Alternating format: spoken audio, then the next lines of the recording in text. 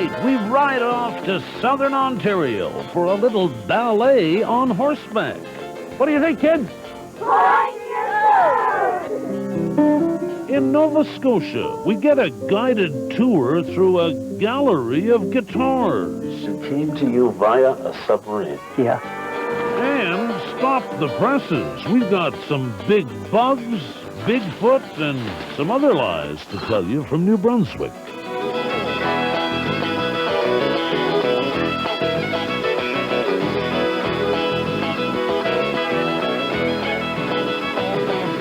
Stories of the people across the land.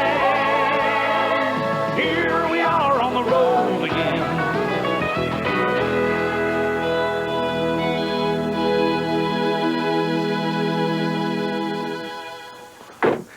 Hi again, everybody, and welcome to our show.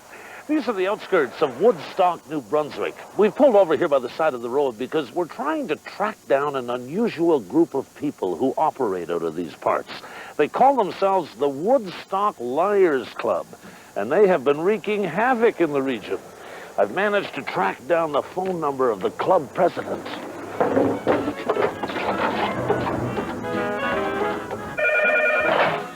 Hello, Randy Leonard speaking. Hello, Randy Leonard of the Woodstock Liars Club? That's right. Ah, great. Listen, this is Wayne Rostad on the road again. We're just outside of Woodstock. I'd love to come in town to meet you today. Well, actually, there's an executive meeting at our offices later this morning. Great. Where is it? And can I meet you there? There's a 10-story office building at the corner of Beatty and Main, and we're on the top floor. Beatty and Main, 10th floor. Okay, I'll see you in a few minutes. Yes, bye-bye.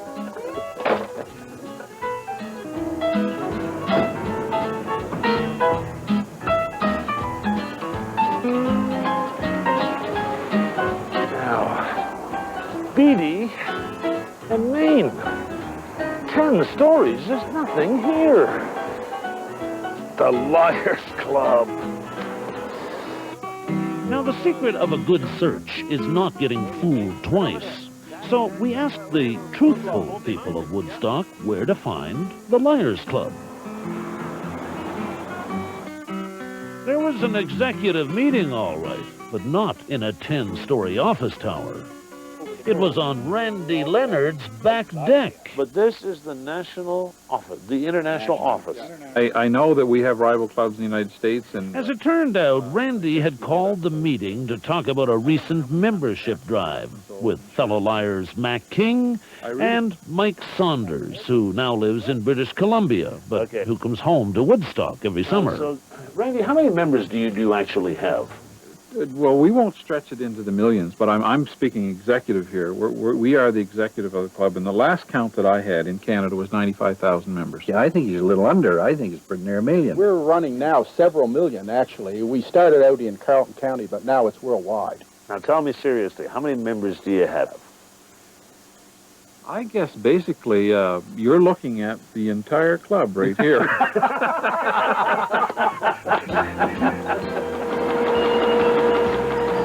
It might be small, but the Woodstock Liars Club has made some pretty big headlines.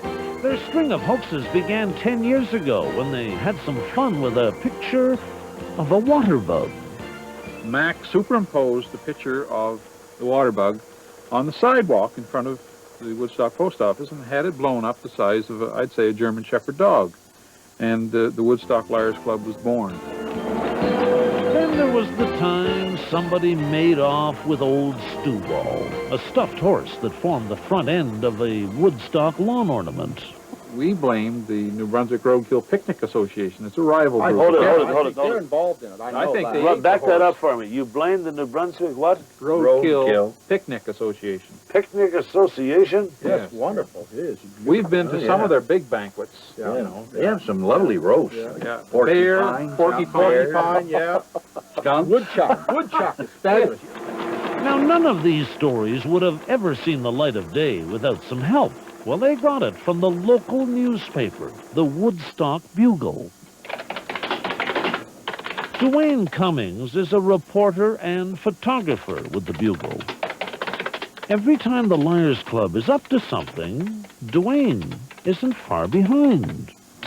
We can track these guys because we know they're up to some amazing things. So we home in on them and find out where they're going to be, what they're up to, and we managed to be there in time. They have, without a doubt, the best investigative reporting team in North America, and they just know when to show up. Duane and the Bugle were right in there when the Liars Club pulled off their biggest prank. A front-page story reported that Mike Saunders had been taken hostage in British Columbia by a terrorist group called the Squamish Five. I was chained to the wall in the cellar of an old potato shed. Back in Woodstock, so the story goes, Mac and Randy came up with a desperate plan. It involved a case of beer and a Bigfoot, or Sasquatch. There is a Sasquatch that lives in this area, and Mac and I felt that possibly we could lure this Sasquatch out of the woods with Moosehead beer, a favorite here in New Brunswick, and catch the Sasquatch and make a trade for Mike Saunders.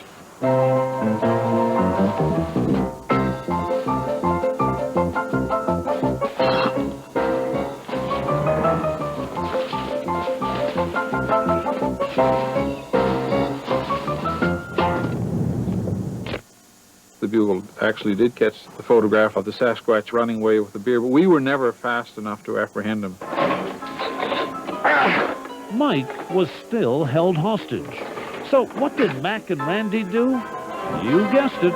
They came up with this outrageous rescue plan. We rented a Hercules 130, loaded it up with several hundred bags of potatoes. When we flew out, we had all the longitude, latitude, where he was, and everything we found out. I could hear the Hercules, and it was only about 200 feet off the ground. I knew something was happening. I knew the rescue was underway. So then we unloaded the potatoes on him. It was tough. We got him out of there. And you want me to believe this? Certainly, certainly. I mean, you want me to believe this? I would like it if you did. It really doesn't matter to me whether you do or not. And what do you get out of this? What do you get out of lying? Just a lot of fun. Yeah, just a lot of fun. It's news that isn't sad or bad, or it isn't all this down, down, down. It's happy, it's fun, basically entertainment. We have people stop you on the street, and they say, look, this is great. I get a big kick out of these stories. The man who writes those stories gets a kick out of them, too. We know how depressing the news can be. So when we have a chance to lighten things up for the community, be it a good news story or a funny story like these, we take advantage of it. Well, thank you very, very much. It's been a pleasure, Wayne. I sure We had a lot of fun. Thanks, Wayne. Thanks a Great lot. stories. Thank you, Wayne. Great stories. And Wayne, look, don't forget, there is a report about a 100-foot lumberjack in this area, you know. Oh, yes, yes. Much like your 10-story office Yes, building. yes. Thank you for all your stories. Don't forget now, we warned you. Keep an eye out. Yeah. Okay, Good night, thanks, Wayne. thanks for being so honest. Bye.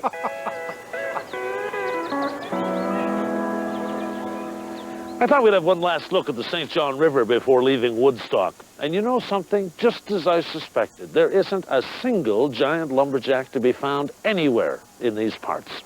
We'll be back right after... right after this. Hi there. What I tried is to get a guitar from every major maker of the past, from every different country.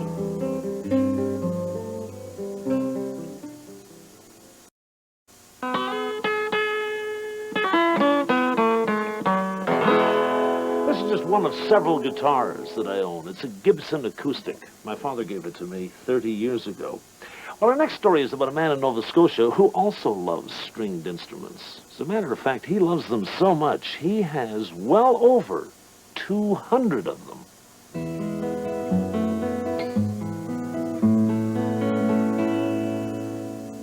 I'll give you 3 for nothing. 1, 2, 3. A first-year guitar and lute class at Dalhousie University in Halifax. Just like a horse, you don't let it run away on you.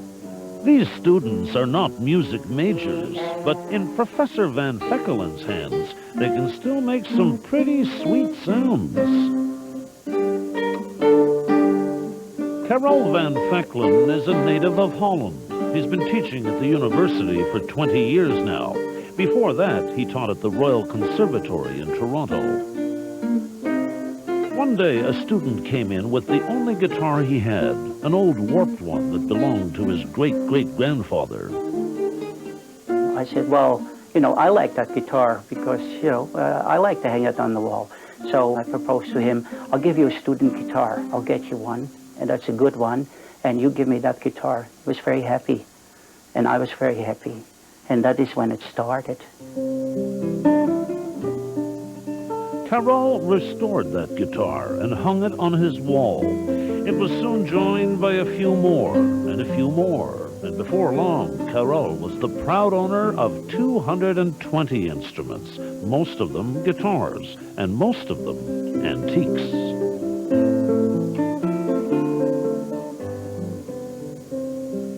What I tried is to get a guitar from every major maker of the past, from every different country.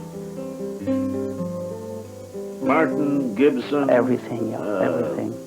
Do you have a Stella? An old Stella guitar? Yes, I even have a Stella Even guitar. a Stella? The old Simpson Sears. Everybody had a Stella. That's all Yes. I could afford back in the 30s, yeah, 40s. yeah.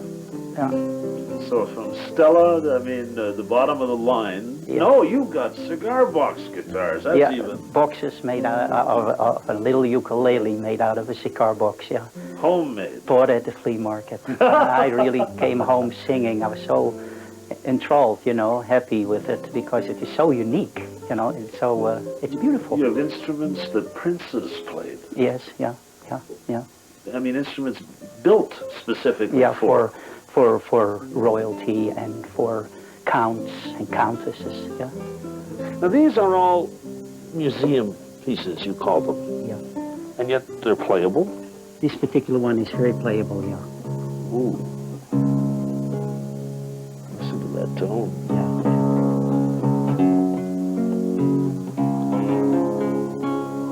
It seems that every instrument in Karel's collection has a story to tell, and he loves to tell them.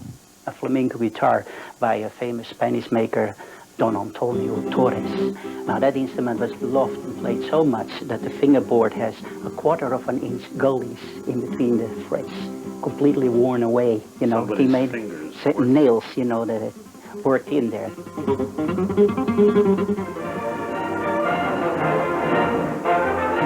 Former arrogant U-boat personnel stand meekly as they obey surrender instructions of the RCN. Of all his treasures, the one with perhaps the most colorful story emerged from a German submarine. This U-boat surrendered off the south shore of Nova Scotia near the end of the Second World War. And the captain apparently was a guitarist. And of all things he didn't want to leave behind was that guitar. And when you see the guitar, you can understand why not, because it's very beautiful made, you know, beautiful decoration on it. Very romantic and personal, a beautiful inlay and made from bird's eye maple. Ivory bindings around it. It came to you via a submarine. Yeah. Isn't that something? Yeah. Oh.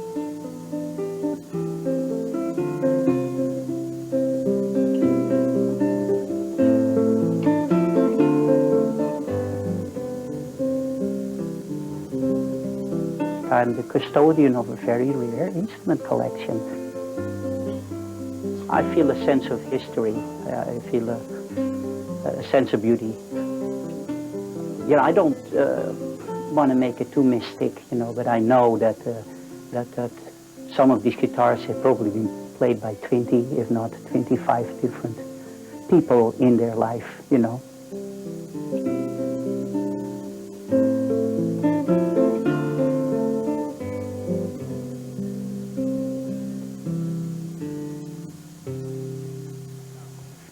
Stay with us. Next, we go horse vaulting.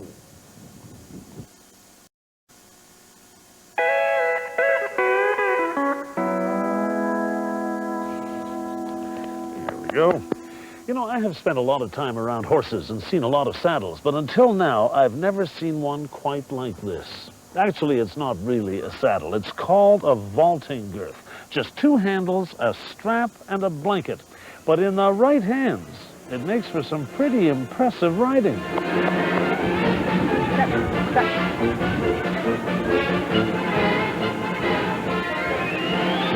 These kids may look as if they're auditioning for a circus act, but in actual fact, they're practicing a sport called vaulting. It had its beginning back in the days of the Roman Empire, when soldiers used exercises like these to improve their riding agility. Today, vaulting is an established sport in Europe, is popular in the United States, and is just catching on here in Canada.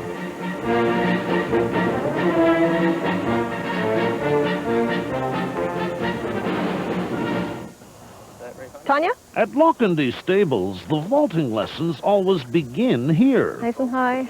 This is Artie, the artificial horse, and he's a lot easier to ride than the real thing. Watch those toes. First up is Tanya Henning. She warms up with the 6 compulsory figures that vaulters must do at the start of each routine. It's also a good time to check technique. Okay, and push away. The school offers regular riding courses as well, but more and more of the students are choosing vaulting. Tanya, that was really, really good height with your scissors. Monitoring Tanya's progress is Janet Chisholm, the woman who introduced the sport to this area of Ontario.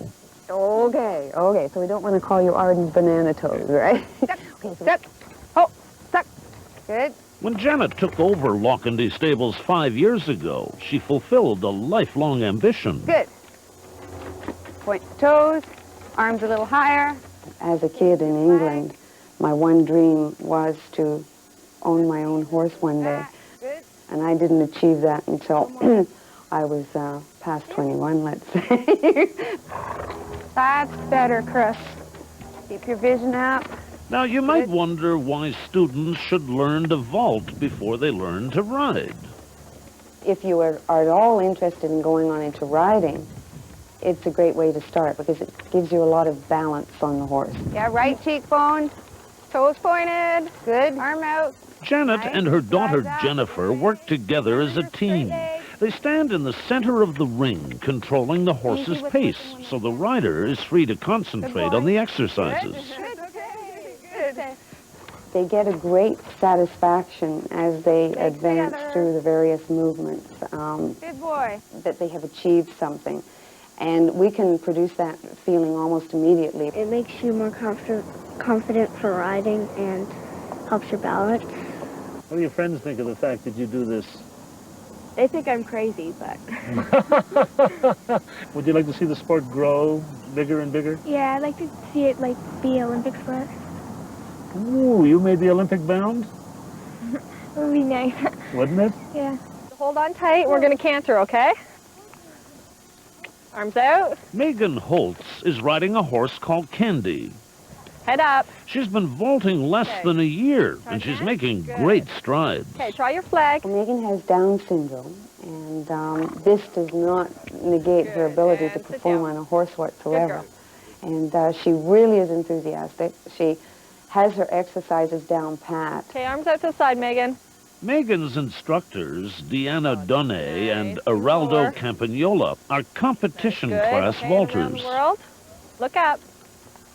Good girl. But here, their Point your main toes. concern with students isn't competition, it's safety. Keep going. We have not, and I shouldn't tempt fate, had a serious problem with any injuries. You're going to jump off to me. Good. Okay, now stand. We have bumps and bruises, but our emphasis is really on safety. Okay, give me your hands. You're just going to jump. 1, 2, 3, jump. All right, good girl. Now, can anyone learn to vault? Yes, I mean anyone. anyone. Ooh, I like the sound of that. Yes, hold on. Point the toe. Easy, Lincoln.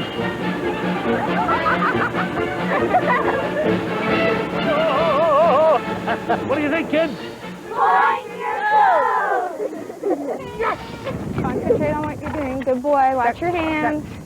Kean White is only 10 years old, but he's right at home aboard Lincoln. He's one of Janet's most promising students. Keep your head up with your transfer. Good boy. He's very determined, and he rides as well as he vaults, and he has really progressed fast. He has been concentrated vaulting for less than a year. Good boy. Keep going. He can go world class if he keeps working as he is. Keep your upper body up. It's just marvelous. It just is a great feeling to see them achieve. It's really good. Oh! Thank you.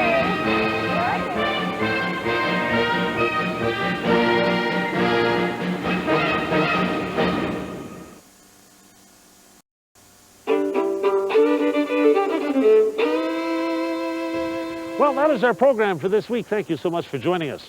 I'm going to spend a little more time with Lincoln. He and I have got a slight communication problem. We'll see you next week. Bye for now. Okay, Lincoln, we have to determine which way is north and which way is south. Now, giddy up. That's it. No, there's something wrong with this picture, Lincoln. It's the... Lincoln. Next week, we'll find out why they're getting in line in Twillingate, Newfoundland. Tell me, Cynthia, why are we all lined up in front of the shed? Oh, no, this is open store. The old man sat out on his porch. It's the TV show that's got the whole town talking and singing. Is this show big budget? Big budget? Well, the show got no budget.